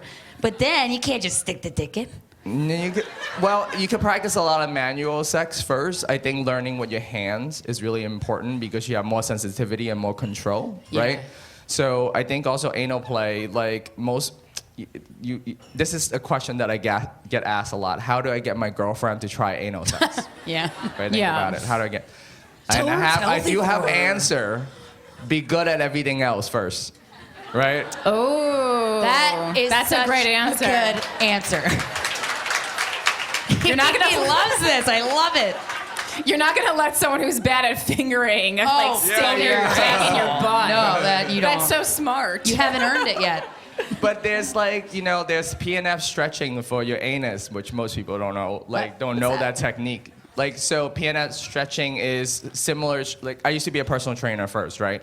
So you learn how to stretch your hamstring by, like, you push against someone stretching you, and then you relax, and it allows your muscles to stretch a little bit more. So you could do that with your anus, too, and most people don't know how to do that. So I like teaching that technique to learn how to have more anal control. How? Can you tell us? Or do I have to be like naked with? Maybe you, I don't okay, want I it, but- can kind of tell, right? So imagine this is butthole, right? Can you guys see? Oh, I can't wait till we release this and everyone at home is dying. He's clenching his fist. Okay, guys. so this is the anus. Yeah. You rub it a little bit first, get it going, and make sure you are, so if you're touching, it doesn't matter, it's male body or female body, you want that person to be aroused and turn on. It's not like, honey, drop your pants and go touch your asshole, right? So you want to, and sometimes having, for a female body, you might be having an orgasm first would really help, right? Loosening things up and getting in the game. Same thing for guys, like do a little edge play, right? So get them up to almost coming. Don't let them come and then play with it, but it helps your arousal is key. So you start rubbing it a little bit, right? And then make sure you have a lot of loop, right? And wear a glove. Wear a latex glove or whatever glove that you like. Do you have to wear Like a winter glove? like a Winter mitten? gloves. Like a mitten? Yeah. The one that you can still play with your iPhone. You got jokes, Kenneth. Yeah. Come on. So what you want to do is you want to press on the anus opening just a little bit first. Oh. Right? And then, listen, and then you ask your partner to squeeze, right? Like squeeze your butthole? Squeeze your butthole like you Okay, I'm doing try it, not right? to poop, right? Like you're trying You not push to. against when they're squeezing, and when they relax, that moment you tell them to relax, that's when you slip your finger in a little bit, right? So your first sphincter. Everyone's buttholes just Yeah. clench. Oh. Everybody, do it with me. I gotta have your podcast where everyone in the world squeeze their butthole together. Ready? Yeah. That was let's a do it, very let's do it. beautiful connective moment, you guys. I'm so glad we Everybody shared that. squeeze your butthole. I'm doing it, yeah. And now relax. Good. Okay. Once your finger is about inch in, like a little bit, a quarter of an inch to an inch, what you do is you ask your partner to squeeze as tight as they can, but you pull down on one direction. You hold it for 7 seconds and tell them to relax. When they relax, it will open up and you stretch it. Oh my God. And then Any asshole can do that? yeah, then you can do that. And then you my do that God. again on all four sides. So you squeeze, 7 seconds, relax. And then squeeze, and then relax. So you do all four sides. And by And then the you gotta time they stretch your finish asshole. with the four side, they will feel more connected with their anus, right? So they feel, right? And then you I have wanna more be one anal with my control. anus. And then when you tell them to squeeze and relax, you could actually feel. And then when you want to do any type of manual sex or be penetrated, then you could feel and you could work with that language because now you guys could loop together, right? So that's one of the anal sex hack. Wow. Damn it, Kenneth, you did it again. I think this is the only New York Comedy Festival show that had Has anal that sex ed. bonus. So please Me write and a about giant group of people squeezed our buttholes together all at the same time. Yeah, So what'd you do to this it. We afternoon? learned The something. butthole episode. Do you have boundaries in your personal sex life? Like things you won't do? Like I feel like you don't, but everyone I'm does. not really into medical play, so it's I not my know. thing. God damn it! That's the one thing I needed advice. Maybe a little bit needle play. I could Blood try, play? but yeah. Or I seen the craziest medical play because what's they're- medical? Is it just like you got a bunch of medical instruments and you're like, let's play with it? No. See, I don't know anything. This might be a little like trigger warning. This might be a little gross. We for don't do people. those. Nah, they fuck they that. know what they fucking signed They're up all- for. They sign up for this. So, Hacienda we throw some pretty legendary sex party, I would say, and then we do this immersive theater experience. And the last one we Sounds did, so fun. The last one we did is called "The Doctor is Ready to See You Now." So anybody could dress at any doctor they want to do. And there was one scene at that party, and then we let people know that it's happening, where this dom put a sack of saline into this guy's testicle in his balls, not in his testicle, in his balls. So his balls swell up like grapefruit. Why? Now you may say why exactly? So Stop saline testicle shaming, guys. I'm just curious. Let's Not not shaming. let's My balls hurt that I don't even have. but let's not yuck other people's yum. I think is don't yuck other people's yum. But I think medical play is something beautiful for a lot of people and that they really enjoy, and for some people it's not. Well, a lot of guys love getting hit in the ball, like hit Yeah, really, there's people and like they getting love hit in the it. balls. They love it. If you don't love it, then you don't love it, and that's fine. But a lot of people love it. So yeah, everyone's into different shit. Yep. I'm curious, what is it the wonderment of the balls getting bigger that's like arousing, or I am not sure. It's not. So it's not my interesting. thing. But I think it's beautiful that people feel comfortable enough to explore their sexuality this Yeah. way, and to have a community that doesn't yuck other people's yum. So. That's also a good way to Yeah. put that Is shit. is there like, I mean, some stuff like that though I worry about, like in medical play, is there any actual harm or danger in doing something like that? I think is that checked on, or Of course, I think with any got type an of, intern I in the think with back. any type of more of an advanced sex practice, there's risks, but I think Right. they're being risk aware, and the people who are doing it are professionals or trained. So, and then everyone who's in the scene know what they're doing. So, I think is having a really, what we call it is responsible hedonism. So you have to be Okay. really responsible about hedonistic behaviors. That's great. What other kinds of things are involved in medical play? I'm so curious. Like just like I three am other really things. not an expert. So, Okay. Is blood yeah. play considered Blood medical Yep, play? blood Yeah, I play. thought so. Right, Yeah, but And honestly, I don't know how many people are interested in hearing me sounds talking about not medical the, play. blood play doesn't sound like the worst time. Yeah, but yeah. Yeah. Now, how does someone get to be a resident at the Hacienda? They apply. I mean, people could go now. It's Bushwick Hacienda Villa is our website, and people get to see our principal and our mission, and they submit an application. We meet them, and it's really about finding someone who we want to live with, because it's our home first before some people call it a sex house. For us, it's really a community. No, I know you told me that, and I keep forgetting the vernacular. Right, so it's like I'm a regular, yeah, that's why like you're the here. way you would interview someone who you're going to live with on it's like, Craigslist. it's like the craziest co-op interview that you would ever have. Right. What kind of questions, can you share questions that you ask Yeah. people? What is the pronoun you prefer? So people get to Oh, that's nice. So we celebrate all gender or sexual orientation. We have actually a really diverse community. And one of the questions is what sex positive culture means to you. So, and our mission is to really make sex education and value and culture more accessible to the mainstream audience, because a lot of us live in a bubble, and this is a kind of a weird thing to say. If I ever have a daughter, I would feel much safer sending her to one of our community sex party than sending her to Cancun doing spring break because Yeah. they want the same thing, right? But they don't have the culture and their intentionality behind it. Yeah, and you don't know who's there, and it's like with those kinds of environments, Yep. safety and consent, and that's something that's a huge priority, and Yep. it's one of the safest places to have sex because there's a supply of condoms. Everyone has more open communication about what's going on with their bodies and what they want, and if you're weirded out for any reason, there's people you can go to, and it'll be addressed. So it is such a safer. That's why when people listen to this podcast that are like 11, I'm like, well, you could be looking at porn and getting very wrong information. So I guess it can't be. I get it, you know. So it's better to get wrong information from us. Well, that's why we have Kenneth here. So did you have to go through any legal hoops to set up the house, or No, is it a it's secret legal. No, that we're it's outing? totally legal. We out on the press. I'm totally a press whore lately, so I want to get the message. I want to get the message out Truly there. explorative. So. Yep. Yeah. I sell myself a press. But it's also legal to have sex party in New York. So, and check with a lawyer. I'm not a lawyer. Well, now I know what we're doing tonight. Everyone just got an idea. just can't They're have like, it too Christmas big is and at too my small. house this year. Our apartment's big enough, right? Yeah.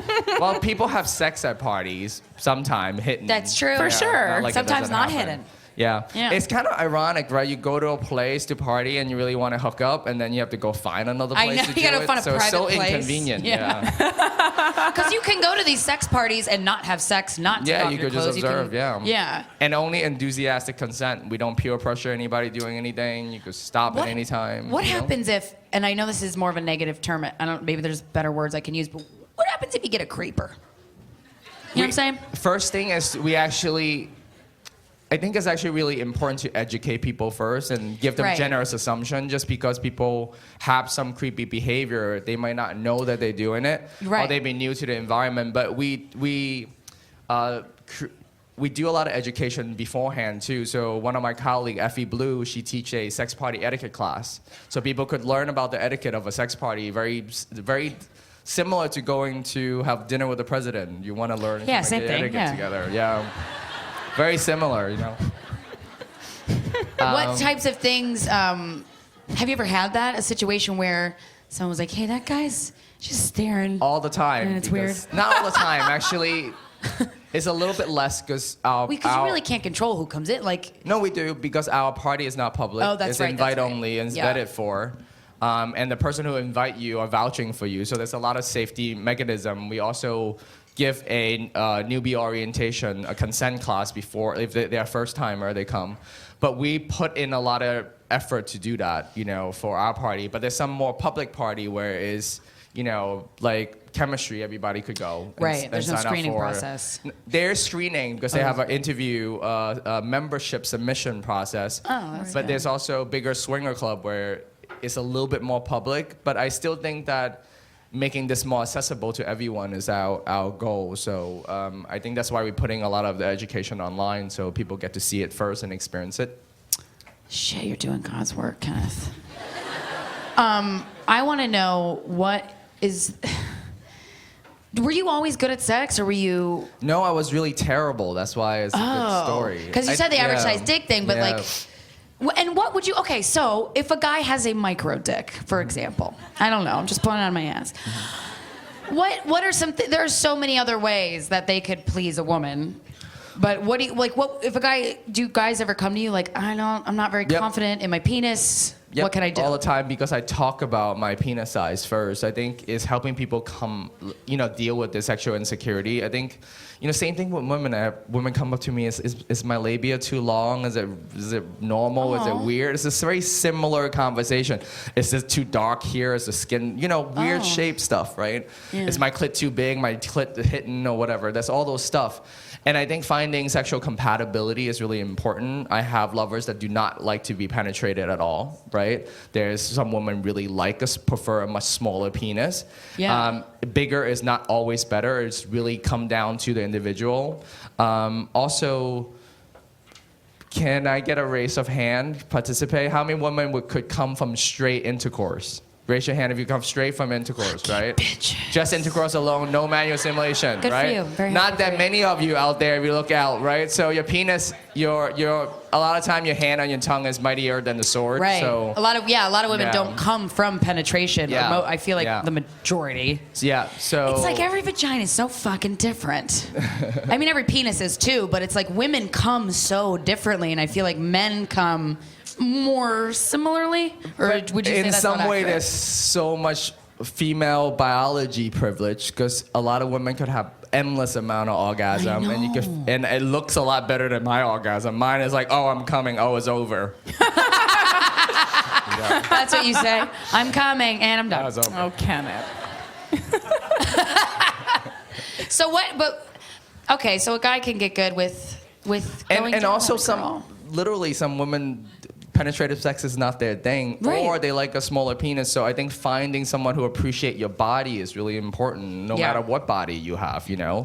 Well, So, I've talked to some yeah. women who like their vaginas are tiny. I don't know. There's Yeah, a medical yeah. term for it. I just don't There's know what some it is. really shallow Yeah, and they Shallow prefer vag. Yeah. They and prefer some small women dicks? really hate their cervix being hit their entire time. And Yeah, some women that's- have cervical orgasm, so it's very What? the What's a fuck cervical? is that? What? Stop. I what? can have a cervical orgasm. for some women, right? So so orgasm is not like it's like a check off bucket list that you like your body just work differently. For some women, they could have their cervix stimulated to fingers, dildos, or whatever is being touched, but it bypassed it used their vagus nerve, so. And then it goes up their body, so it's more of a full body sensation. And some women could experience that. Some women hate it. It's like, ow, ow, ow, ow, ow, ow. So it depends, you know? But how do you try? You just stick it up until stick something. Well, in. Because with this is very personal, but my. I remember Steven said to me once, like, you have a longer cervix because I don't hit it with my penis, and he has before with other girls. And I was like, okay, I don't know what the fuck that means, but whatever. Okay, sure. So is that something that, is there anatomy that's specific to if a woman can have that? Because every so woman's vagina is every different. woman is different. Your arousal is different. Your sensation is different. I think discovering what's pleasurable for you is the key, rather than I should be normal. I think normal in Right. some ways is the most dangerous word in sex. Yeah, right? normal's bullshit. So yeah, This doesn't exist. That was another Yeah. good quote, Kenneth. Yeah. Did you just think of that now? You should? Oh, no, you've He's been just, saying it. he's just recycling stuff. But your delivery is great. It was so natural. You're very natural. So wait, you said you used to be bad at sex. What can you tell us about your first time? Do you remember it? Like how old you were? Yeah, what was Kenneth Play like the first time he fucked? Yeah. I was so I really wanted to get in fitness when I was a teenager. So I was really skinny. I was like 120 at this height, and then I decided to be a lifeguard in Coney Island. I was on the swim team, and I did not lose my virginity till I was 20, and that's like 6 years of lifeguarding, not getting laid, and that's really hard to do. You tried. You really I did tried, try, though. but there's a lot of insecurity I dealt with, and I remember first time I was so nervous, and it's a lot of where I believe having an average sized penis is inadequate. Like it wasn't enough that a woman wouldn't be pleased, right? You keep So saying average, by the way. What? average. So I'm 5. Yeah, how many inches? 5.6. It's Wow. average, yeah. That That's was average? such a great answer. 5 So specific. You measured that. I work with Very- Dr. Shana, so we're dating. Hell yeah. Okay. Yeah. So, okay. Then go ahead. So, but you when you watch a lot of porn, right? You believe that if you don't have a porn star size penis, you don't have a good penis. Right. Same thing, like if you don't have a porn star body, therefore you're not sexy or whatever, a model's body. So I think men deal with sexual shame the same way. And the size What? queen out there, if you like a really big cock, love it all you want, Right. And if you're a guy that want to give a size queen an experience, learn fisting, buy a really big dildo, get over your cock. That's the other side of things. So Dropping it's those learning truth how to give bombs. pleasure is more important. Yeah. Yeah. Get to enjoy 11. Wait, what were you guys saying that was so fucking funny? Oh, you're What showing is what 5.6 look like. Well, dollar bill's 6 inches. So just take a. You got a Yeah. big dick? Yeah. That's cool. That means yes. I mean, the study you. have shown that above average is what people prefer. Same thing, like we sexualize thing, like a bigger butt or bigger boobs is what people sexually towards. But it's not. what arouses us, what we think turns us on, might not feel as good. So I really, I think feeling good, having a good internal experience is really important too. How many of you have slept with a guy, thought he had the best cock in the world, and is terrible in bed? He just hump, hump, hump, hump. See? The magic stick syndrome, yeah. Yeah.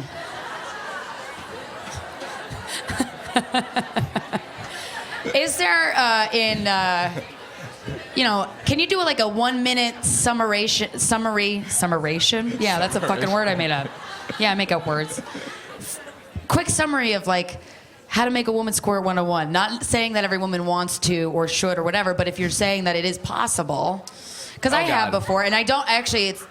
I'm curious what that looks like. Can I use your hand as my fake vulva? I was telling Christina before the show, I was like, you could have used my real vulva, but I think Caroline's would get legally in trouble for doing that. I don't care. I'm just so curious. Normally, I bring a vulva puppet, so I want you to put your hands like this. So I want you to face this way. So I want you to imagine this is the clitoris, right? Okay.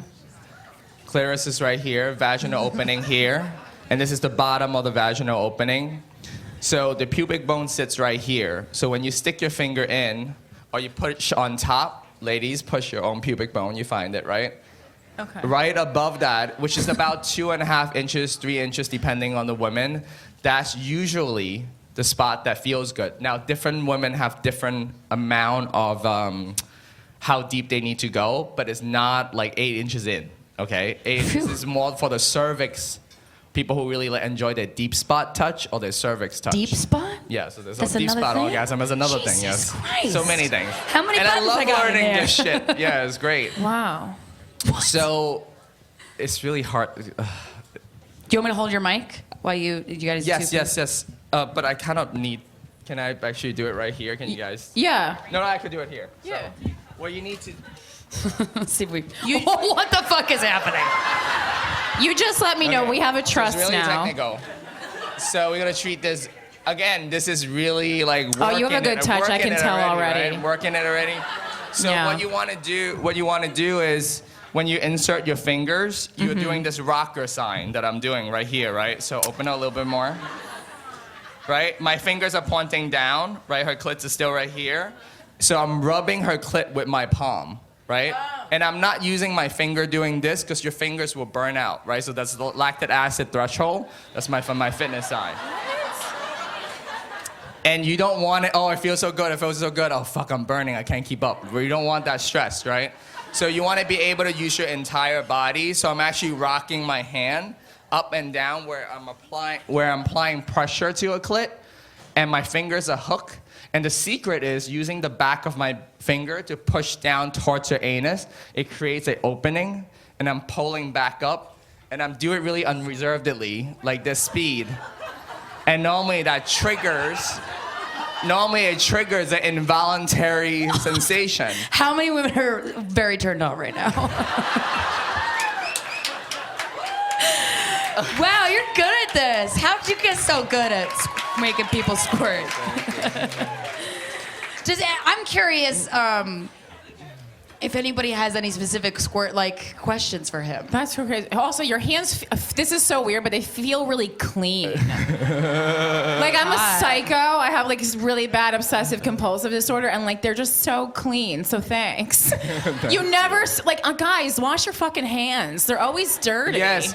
Ugh. Wear gloves. It's really good for any type of manual sex. Wear gloves. It's great.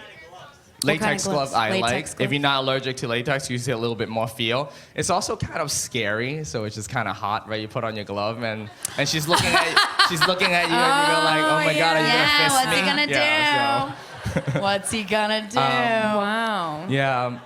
The other thing that I discovered, not from being a man and not having a vagina, which is really touching for me, a lot of squirting experience leads to a crygasm, and I never knew why, right? So I've been talking. What?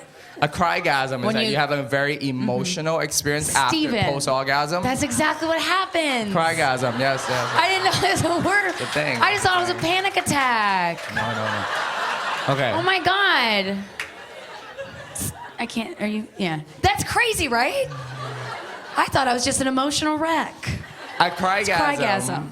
Wow. So Learning so much. I think the woman in the room, when you start having sex, right? Sometime you feel like, oh, I gotta pee. You know that sensation? Yeah. Out of nowhere. And then women been taught their entire life that when they feel that sensation, they're in shame and they clinch, right? They clinch a little bit and they don't want to pee. So you start thinking about like, oh shit, I don't want to pee, this is embarrassing, you no longer turn on and make sex not enjoyable. So when it comes to female ejaculation or having that experience, the goal is actually to bear down and push a little bit when you have that sensation, right? Which is like crazy. Like, I see some faces, right? Piss the bed.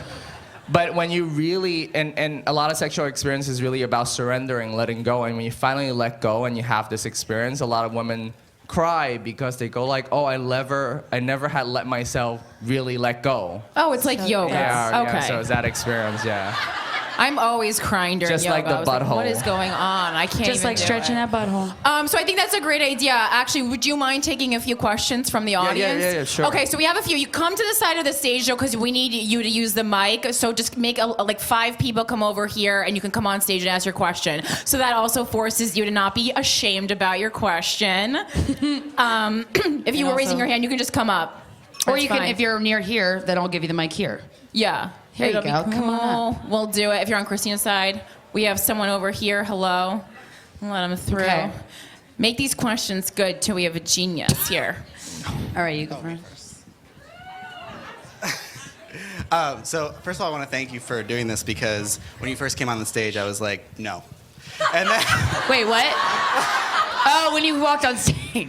and then when you started talking, I was like, eh. And then Where's the good towards part? the end, I was like, I live in Bushwick, I'm going to show up. So thank you for that. But my question's not funny. Can I still ask it? Yes, of course. And please don't feel bad for me when I ask.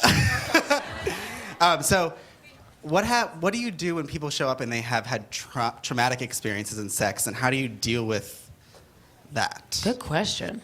And that's very common because unfortunately a lot of people have have experience of abuse or sexual trauma. And when that happens, you just basically have to slow down and take care of this person that is in front of you. And people who, and this is not my work, my partner, Dr. Jana, people who sometimes abuse gravitates to more, like sex parties and that type of experience or have more sex. So how we deal with it is actually just really important just to listen and don't try to fix anything. When we're talking about the crygasm earlier, for men, don't ask your partner why they're crying, just hold space. Let them, emotions are welcome, right? And just stay there and don't just be there for that person. So I think just showing up and just being witness of that experience is really important. And when that person do want to share, let them share. And there's other professional that I work with that deals really well with people with trauma. So thank you. It's a great question. Thank you. All right, so I'm still young and, relatively new to sex. So I guess my question is, because I sometimes, I don't know if I'm squirting or just, having a regular orgasm. And sometimes there's, mysterious pile of liquid. And I'm like, where'd that come from? And, what you're saying with, it feels like you have to pee and then there's a release. I guess, what does, squirting feel like? How do you know? I think every woman is a little different, but I think we put a lot of judgment on what it's supposed to look like and feel like. So I think finding whatever is pleasurable for you. So if there's a puddle underneath you after sex and it feels fucking great, then celebrate that. But one of my sex hack that I really love is buy, and this might sound funny, buy puppy pads, right, and put it underneath you. It's really great because it's like hospital chuck. So for squirters, if you know that's a common experience that you have, you don't have to ruin your bed and buy some waterproof sheet and then just have fun with it. And and for some men or some whoever you sleep with, for some people it's such a turn on for them to see you do that. So find people who really celebrate that, that part of your sexuality if that's something that you enjoy. Right. Also, I love you guys. You're the bomb, and I'm shaking because I'm this close to you. Aww. That's so Thank sweet. you. Thank you for coming up. All right, this side. What are you texting that you're about to ask a really weird question? I love it. Get ready, guys. So, first off, thank you for coming, and it's a thrill to me to be on stage here with you. Coming. So, Thank you. So like you, didn't lose my virginity till 20.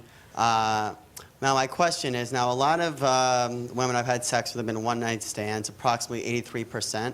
Now, So scientific. I love it. That's my man. that's what I was calculating, the exact percentage.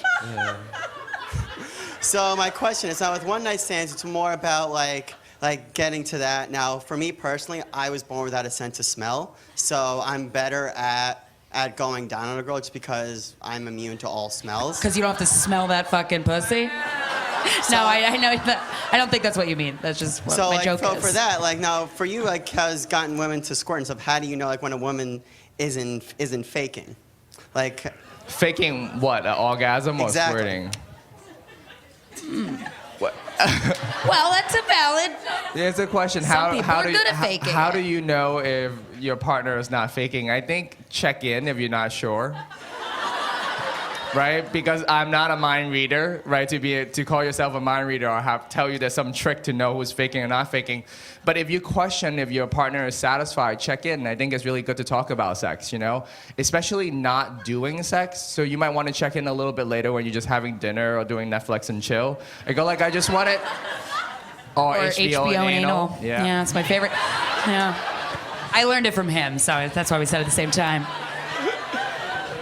So I think checking in is really important, and if you're not sure, check in, because a lot of time that we are waiting for a partner to ask, and ask in a supportive way that, you know, I want to make sure that, you know, I could do whatever I can to make it pleasurable for you. So check in. now, do you Even if that one time. do you feel uncomfortable that with one-night stands with someone that you may not know their name or like anything about them really? No, I like the entire spectrum. I could have the most casual sex. In fact, the reason Dr. Jana and I work together, we run the Casual Sex Project. So casualsexproject.com, where people submit their casual sex stories around the world, and we are teaching. She's finishing her book talking about casual sex, so empower people that if you do enjoy casual sex, just because you don't know that person's name, and you don't have any attachment afterward, you still could celebrate casual sex. So it doesn't mean that, oh, if I just have one night stand, it's not meaningful. It was meaningful because I like casual sex. So it doesn't. You could have as much casual sex as long as it's safe and consensual. Yep. Thank you. Thank you. I mean, you can just also ask people their names. But there's a group of people that actually. Well, it's like a kink. Yeah, it's their kink that they don't want to know That's anything different. about I don't think you. it's that guy's kink. I think Yeah. he just. That's just my noggin. There's room at sex parties. Some of them called the black room, where it's just pitch black. That's the level anonymous that people like. So whatever floats your boat. Whoa. My question is Yes. that you said a lot of your sex life right now revolves around referrals. So are you taking referrals? Damn. Yes. It's actually funny because being more of a public figure about sex, I'm actually sleeping with a lot less people, and we were kind of talking about it in the back room because yes. it's also being a man. The more privilege and power I have, the less I take advantage of sleeping with people, because I don't do this work to sleep with more people. Right? And it's actually really important for me to sleep with less people so I don't hit on people in my classes.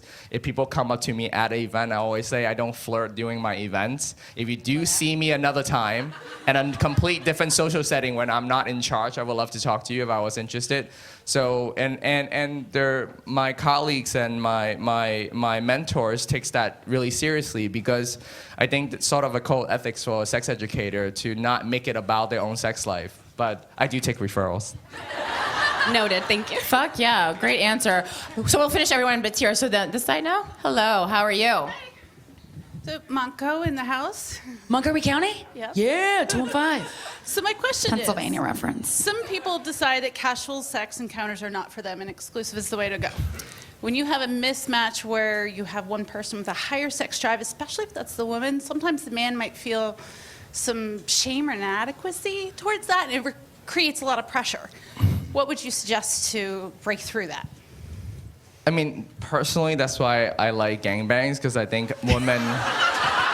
It's No, where I teamwork. thought you It's were teamwork. going with that. I mean, this is sort of an off answer, but I think there's something magical when a woman get to experience a abundance of male sexual energy, right? And they fall into the place where they could allow themselves to be insatiable, right? So it kind of enhances the two. But if it's a mismatch in sex drive, I think, again, it's more about communication, because and also men don't need to be pressured that we need to want sex all the time whenever sex is offered, and our dick needs to get hard immediately. I think that's a crazy expectation for men to have with sex as well. So I think it's a little bit of being honest with yourself about how much sex you want and what type of sex you want. So if it's a mismatch, then I think that's a deeper conversation that they need to talk about in the relationship, you know?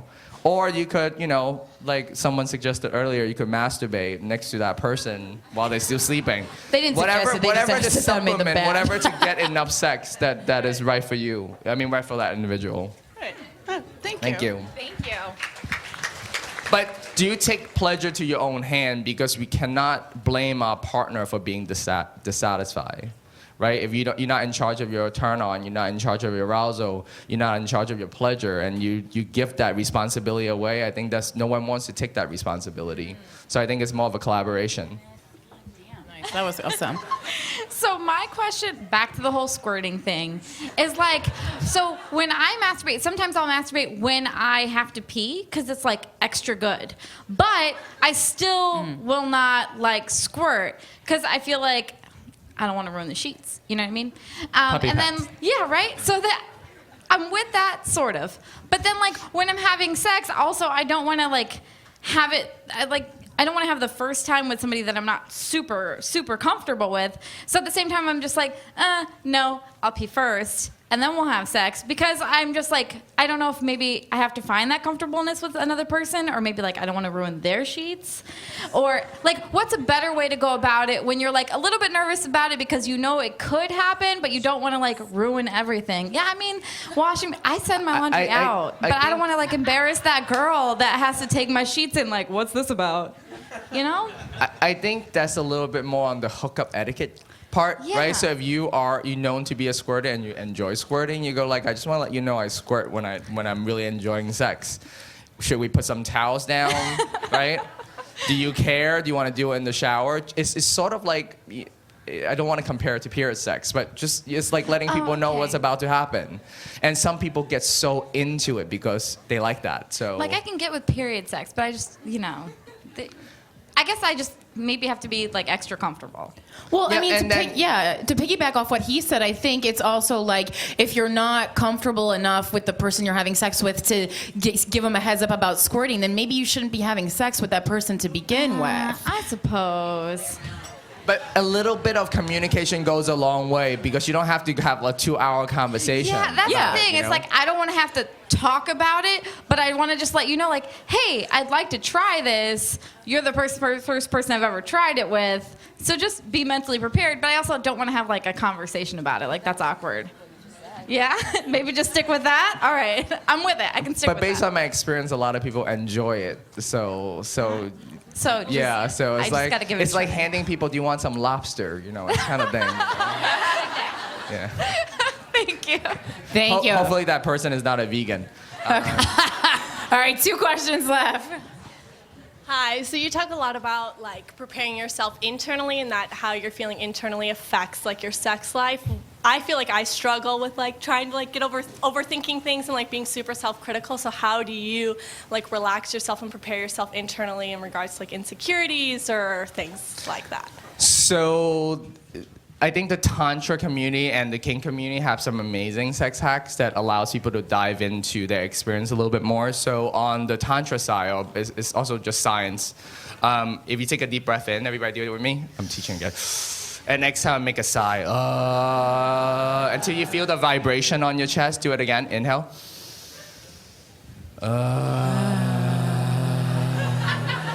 That activates your vagus nerve, and when you're focusing on your inhale and exhale, it allows you to get back into your body and feel the sensation you feel. And if you have self-critical thoughts, it's like, oh, my cock is not big enough, or like, I don't know, do I smell, or whatever the case may be, right? I say it out loud actually now. So I think one of the things that people could relate is that, am I taking too long, is one of the things. So when we voice our struggle, we feel closer to our partner. So sometimes I'd be like, oh, am I taking too long for this blowjob? And just say it. And then I know that person's no now, so it relieves me of that stress. And then I could go back into the experience. So I think about sharing whatever is happening for you authentically is good. And then sometime when you have, when we are lucky and have a very supportive partner, is a really good bonding moment too. Then you could get over their internal dialogue. Because if it's a private conversation, it doesn't go away. You know what I mean? Yeah. Damn, Kenna. Awesome, thank you. Stop it. All right, can I ask 2 questions? Yes. Okay. So the first one, so you're having sex with a friends with benefits, you know, it's going all well, but then you're like, all right, I'm over it. Now what? Yeah. Wait, you over the sex or the relationship? No, Right. the sex. The sex. The sex for like that night, you know. No, it's totally okay to stop sex whenever, whichever partner wants to stop. I think that is a Not that like you're uncomfortable, just like, You're just not into it anymore. whatever. You know, it's so funny because I think at sex party or the general perception of sex is that it ends when a men's come, which which is terrible, right? So at sex parties, a lot of times that I'd be having sex, but I don't want to ejaculate because that might like end as opportunity cost.